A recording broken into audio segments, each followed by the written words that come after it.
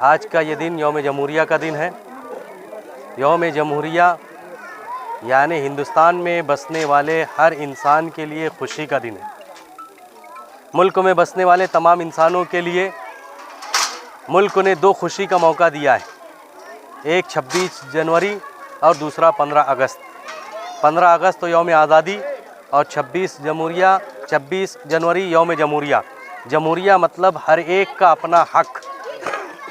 आज इस मुल्क में हम खुशी मसरत के साथ यौम जमहूरिया का दिन मना करके हम पूरे हिंदुस्तानियों को ये बात बता देना चाहते हैं कि डॉक्टर बाबा साहब अम्बेडकर ने जो आइन और जो कानून और जो दस्तूर बनाया है, हम उस पर अमल करते हैं और अमल करते हुए इस खुशी का इज़हार करते हैं कि हमारा मुल्क हिंदुस्तान एक जमहूरी मुल्क है और इस जमहूरी मुल्क में हर एक को अपने मज़हब के साथ, अपने मज़हब पर आज़ादी के साथ अमल करने की इजाज़त देता है। आज इस मुल्क को रंगों में बांटने की कोशिश की जा रही है। जमहूरियत के इस दिन में, यौम जमहूरिया के इस मौके पर हम ये बता देना चाहते हैं कि ये मुल्क हमारा है। इस मुल्क में जो भी हिंदू, मुस्लिम, सिख, ईसाई के फसादात बर्पा करके हमें तबाह बर्बाद करना चाहता है, हम उसको मुल्क का विरोधी करार देते हैं और उसको मुल्क के लिए घातक करार दे रहे हैं।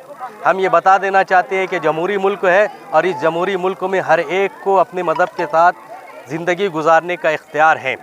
अफसोस के साथ कहना पड़ रहा है कि आज इस जमहूरी मुल्क में लोग मज़हब के नाम पर लोगों को बांटना चाहते हैं। यहाँ तक के लोगों ने सब्जियों को बांट करके ये बता दिया कि भिंडी मुसलमान है और टमाटर हिंदू है।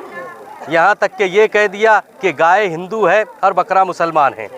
और इस तरीके से कलरों में बांट करके कहा गया कि भगवा कलर हिंदू है और सब्ज़ कलर मुसलमान का है।